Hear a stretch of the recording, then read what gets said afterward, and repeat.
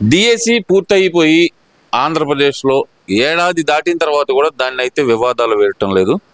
వైఎస్ఆర్సీపీ పార్టీకి సంబంధించినటువంటి teachers MLC అయినటువంటి పర్వతనేని చంద్రశేఖర్ రెడ్డి గారు హైకోర్టు మెట్లు అయితే ఎక్కారు. ఇప్పుడు వరకైతే ఏదైతే 16,000 ఉద్యోగాలు కల్పించారో కూటమి ప్రభుత్వం వాటన్నిటిని రద్దు చేయాల్సిందే అంటూ ఆయన హైకోర్టుకి అయితే వెళ్ళడం జరిగింది.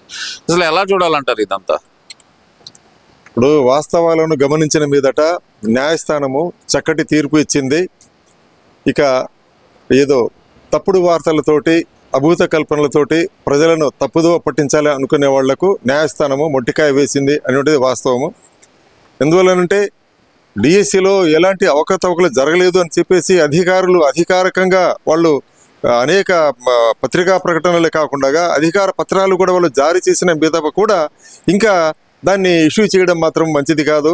ఎందువల్లనంటే అనేక వేల పోస్టులు ఏంటి ఒకప్పుడు ఉద్యోగాలు లేక ఉపాధి లేక కరువు కాలం ఏర్పడి నిరుద్యోగులు ఉసురుమంటున్న రోజుల్లో ఈ లోకేష్ గారు వచ్చి ఈ యొక్క ఛాలెంజింగ్ ఈ యొక్క దీన్ని తీసుకొని ఆయన ఏంటి ఈ యొక్క డిఎస్సిని సమర్థవంతంగా చక్కగా నిర్వహించడము, వేలాది మంది అభ్యర్థులకు న్యాయం చేయడము జరిగిందండి.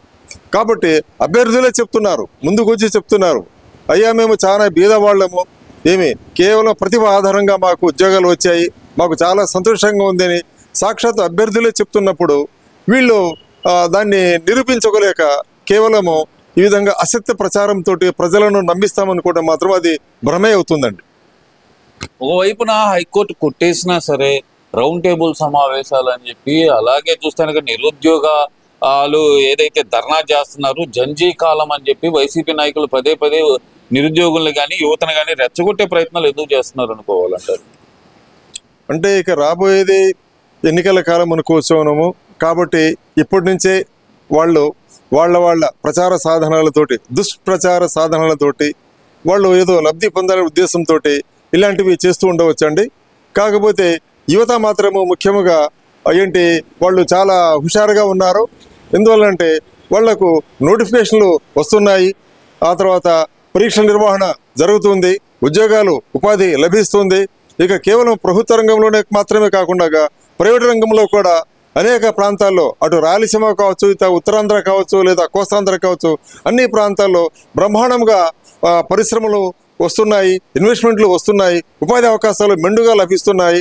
కాబట్టి 20 లక్షల మందికి ఉపాధి మేము ఇస్తామని చెప్పిన మాట ప్రకారంగా నిలబెట్టుకునేందుకు లోకేష్ గారు ముందుకెళ్తున్నారు. ఆ దిశగా ప్రయత్నాలు జరుగుతున్నాయి, ఆ దిశగా ఫలితాలు కూడా కనిపిస్తున్నాయండి.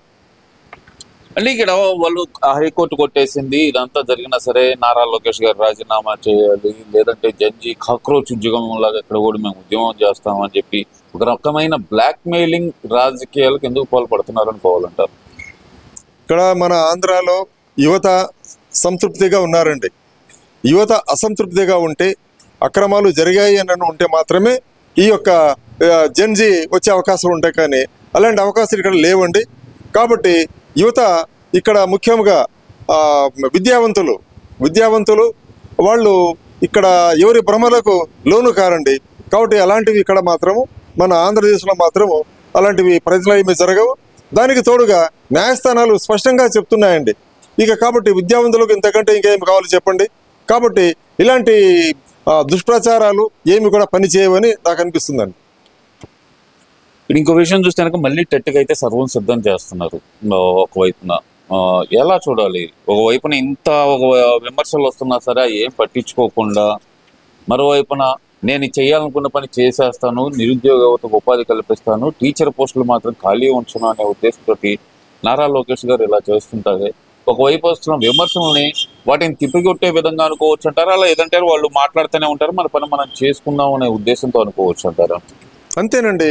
ఇప్పుడు ఎందుకంటే ఒక విషయం మనం గమనించాలి, ఇక ఆనాటి పాదయాత్ర మొదలుకొని ఈనాటి వరకు కూడా లోకేష్ గారు రాజకీయంగా చాలా అనుభవము పరిణతి సాధించారు అనేటువంటిది ప్రజలు స్పష్టంగా గమనిస్తున్నారండి.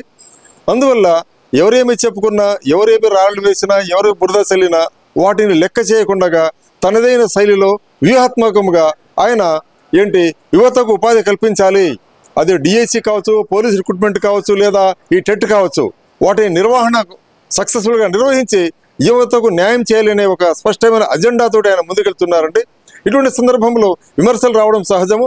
అయినా కూడా వాటిని ఆ విమర్శలను పట్టించుకొని తన యొక్క దృష్టి అటు ఇటు మరల్చుకోవడం ఆయనకి ఇష్టం లేదండి. మరి ఇంత డిమాండ్ చేస్తున్న వీళ్ళు రోడ్డు మీద ధర్నాలు చేస్తాం ఇదంతా అంటున్నారే కానీ అసెంబ్లీ వేదికగా మాత్రం వచ్చి ప్రశ్నించలేకపోతున్నారు. ఎందుకనుకోవచ్చుంటారు, అవసరమైతే అసెంబ్లీ సమావేశాలు మీకోసమైనా ఏర్పాటు చేస్తాం రండి అంటే మాత్రం ఎందుకని రాలేకపోతున్నారు? దానికి ఆ సవాలు కూడా ఎందుకని స్వీకరించలేకపోతున్నారు మరి జగన్మోహన్ రెడ్డి గారు? ఇప్పుడు ఒకటండి, అసెంబ్లీలో సీసీ కెమెరాలు ఉన్నాయి, ఎవరేమి చెప్పారు తెలిసిపోతుంది, ఏమి చెప్పినా ఏమి ప్రశ్నించాలని కూడా స్పష్టమైన ఆధారాలు ఉండాలండి. ఆధారం లేకుండా అక్కడ ప్రశ్నిస్తే మాత్రము అందరూ దొరికిపోతారండి. అందువల్ల అసెంబ్లీలో అయితే దొరికిపోతాము, ప్రజలు గమనిస్తున్నారు కాబట్టి అక్కడ అడిగేటువంటి ఆత్మవిశ్వాసం లేక వాళ్ళు అసెంబ్లీ బయటనే అనవసరంగా ఈ విధంగా గొడవలు చేస్తున్నారండి. దీనివల్ల ఏమీ ఒరగదండి. ఇది కూడా ప్రజలు గమనిస్తున్నారు. ఇవన్నీ ఒక ఎత్తు అయితే కనుక పార్లమెంటు వేదికగానే ఆంధ్రప్రదేశ్కి దాదాపు 2 సంవత్సరాల్లో 400 బిలియన్ల విదేశీ పెట్టుబడులు వచ్చినాయి అని చెప్పి అసలు పార్లమెంట్ వేదికగానే బయటపడిన సందర్భం చూసాం. ఎలా చూడాలంటారు దీన్ని? రాష్ట్రాల్లో ఉన్న యువతకు ఉపాధి పరంగా ముందుకు దూసుకెళ్తుంది అనుకోవచ్చు అంటారా? స్పష్టంగా అంతేనండి. ఎందుకంటే ఇప్పుడు కూటమి ప్రభుత్వం యొక్క ఆధ్వర్యంలో వాళ్ళ యొక్క అజెండా ప్రకారంగా వాళ్ళు ఉపాధి కల్పించాలని ఇందులో భాగంగా లోకేష్ గారు కూడా అనేక విదేశాలు తిరిగారండి.